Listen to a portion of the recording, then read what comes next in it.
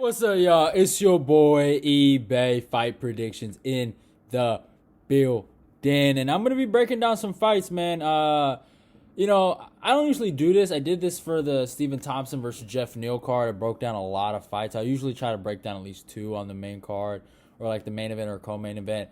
But I'm gonna be breaking down four fights on this particular show. Because there's some guys I really really like, and I'm really rooting for them, and I feel like they deserve my time, and I kind of want to express myself about them on here, man. But yeah, let's get to it. Michael Johnson versus Clay Guida, man. Um, let's get to the stats, but Michael Johnson's my boy. I'm just gonna say it right front here. I'm not gonna lie, y'all. That's my boy. But it's been a rough road. But Michael comes in 19-16. Is not ranked anywhere in the lightweight or featherweight division. Fights out of Florida, age 34, height 5'10", and reaches 73.5. Clay Guida, 35-20. I think he's fighting out of Sacramento with Alpha Male, age 39, height 5'7", and reaches 70. Michael's most recent win was against Artem Lobov, I think, right? Yeah, it was against Artem Lobov. Michael, he's an experienced guy. He's been in there with a lot of guys. The Artem Lobov fight and the Andre Philly fight were both at 145. But it is what it is with that. But the guy, he's an experienced dude, man. He has wins over Dustin Poirier, Edson Barboza, and Tony Ferguson, man. He's a legitimate guy. Even Gleason Tebow, like that, Joe Lozon, like that Gleason Tebow victory. At the time, it was crazy. It hasn't aged as well, but it was wild when he did that to him. But he is on a rough patch right now. He's on a 3-fight losing streak. The Josh Emmett fight, I thought he was winning 14 minutes of that fight, and got clipped. Man, I really do. It was a close fight, so it is what it is. But it was hard. It was a hard fight to watch, man. I felt bad for him. Or the sequence was like just really hard to watch, and it hurt. Then he had the fight with Stevie Ray. I thought he was robbed in that. I thought he won that fight.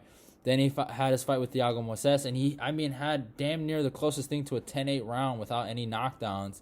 And then Thiago, he hurried, scurried around, got the takedown, and submitted him real quick in the second round with that ankle lock. So it is what it is. With Michael. But if we look at Clay, Clay has some crazy wins. Guys like Anthony Pettis, Rafael Dos Anjos. He broke Rafael Dos Anjos' jaw, I think, right? I think it says that. Yeah, jaw injury. He's done a lot of crazy stuff, man. He's accomplished a lot of things. And he's up there. But he's also, I think, he's on a 3-fight losing streak. His last one was against BJ Penn, and then before that was Joe Lozon. But there was, he fought Charles Oliveira in between that. No shame in that loss. We see where Charles is at. But his 3 losses. His loss to Bobby Green, Jim Miller. Oh no, actually he's not. He's on a 2-fight losing streak. Because I seen some grappling bouts or whatever. The grappling bouts kind of confused me with the actual fight. So he's on a 2-fight losing streak. Actually, let me say that. And the fact is, Bobby Green, that was a close fight, man. He did really good in that fight. I thought Bobby Green, edged it out, but he did great in that fight. Against Jim Miller, he got hurt, and then he got choked the fuck out, which was it was a fun fight while it lasted, man. I think the co-main event slot for Colby Covington versus Robbie Lawler, and I was like kind of pissed about they did that, but I was like, yo, you know what, they delivered, man. Those guys delivered. So nothing against them. Yeah, and against BJ Penn, I was just like, it was just sad to watch both of them, honestly. Not Jim, but Clay obviously could tell he has a lot more in the gas tank. He works hard. He has certain things that age well in time, like grappling, and his gas tank. He doesn't really get tired, right? So, he poses his will. Like, he's not like a power puncher, he's never really known for his, striking, right? But his ability to grapple and put that grind on you and just put it on you, man, it's incredible. I got to give him a lot of credit for that. But here's the thing. What comes into this fight is just the game plan. Obviously, we know Clay is going to go out there and try to grind on Michael Johnson. We know Michael Johnson is going to try to implement his striking and, get a W. Here's one thing I know about Clay Guida.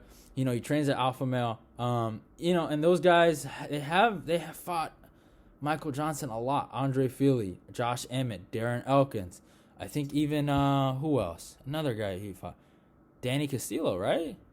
That's another. I think so. I might be wrong about that. Let me check. I might be.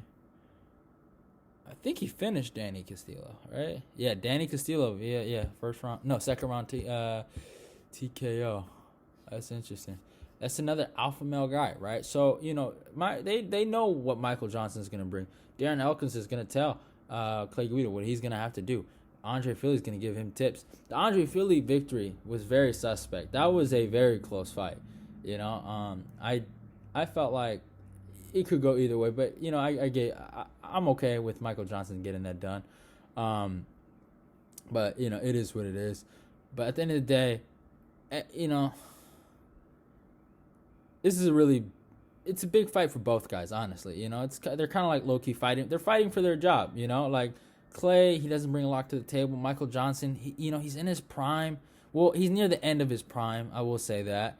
But he doesn't bring a lot to the table. Obviously, the guy has main event fight nights, but it's just, what are we going to do with a guy like Michael Johnson, right? Like, how many times are we going to invest in him and he's going to lose?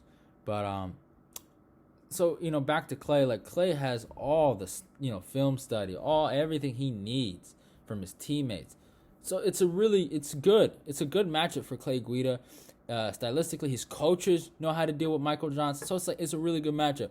Obviously, Michael Johnson has hit this wall with these grapplers, right? And sometimes I think he's figured it out, and then others I'm like, damn, he really hasn't figured it out.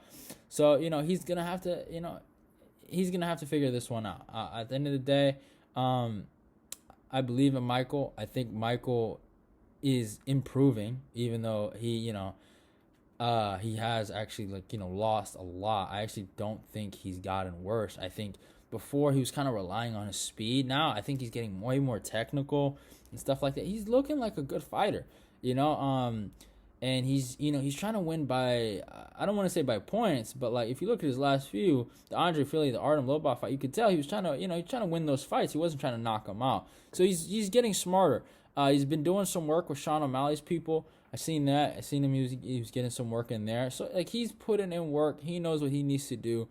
It's redemption season now. He knows if he can just get a few knockouts, he's right back in the fold. All you got to do is just win, and that's it for Michael. All Michael has to do is win. This is, I feel like, a winnable guy. He's older. Yeah, he does have a pace, and yeah, stylistically, this has hurt Michael. All Michael has to do is not necessarily just invest on all his shots, really, I honestly think, and he has a lot riding on this. You go watch his Instagram, you go watch everything. This guy isn't a beaten down fighter. This guy isn't a journeyman, right? Or he doesn't think he's a journeyman. He might be a journeyman to us and to the way we look at fights. But this is a guy that really believes that he has a chance to go win a championship. Go look at it, right? So he's gonna fight like he has a chance. And you have to think you can win. You have to think you can be the best guy in the world. If you don't, why are you fighting? So I truly believe Michael Johnson's going to get this done. I think his takedown defense is going to look a lot better. And I think he gets it done by third round TKO. I am putting my neck out there for Michael. I truly believe in him. I think he gets it done. Most likely to go within the distance is a good prop bet for this one. I could see that happening. Obviously, sub by Clay Guida or ground and pound, maybe that's not a bad pick. But I just think I have a lot of belief in Michael, man. And Michael needs it, man. If he loses this, he might get cut, man. Clay's on his way to retiring. So it's not a big deal. Michael, he's not old. 34 is not a bad age for fight years. Some people, they say your best years come at 37 and shit like that. And I don't know if that's true, right? But those are the years where they say you at your end of your prime. But now you're at your mental prime or some shit like that. I seen someone say they were trying to explain Jan Blachowicz' rise. I think it's more of a light heavyweight thing. He's a 155, 145. Both of them are. They both fought at 145, 155. So it's a little different for the smaller guys. Obviously, it's speed that has like a really big part in this, and that's Michael's thing. He has speed, and it has decreased. But one thing I like about him is that he's a vet and he's getting smarter. So I think he can get this done by third round TKO. I'm really rooting for him. I like the cat. I'm a little biased when it comes to this breakdown, but I like Michael Johnson a lot. I'm hoping he gets it done. I love y'all. Goodbye. Don't forget to follow me on my Instagram. Don't forget to follow me on my Twitter. Some people are saying they're not getting my notifications. Go click on the notification bell. Go click all notifications, not personalized. I would appreciate that. It'd make me a happy man. Don't forget to like, comment, and subscribe. Share the video so more people can see it. We need this eBay Fight Prediction Nation to keep growing, y'all. I love y'all. Goodbye, and have a good night.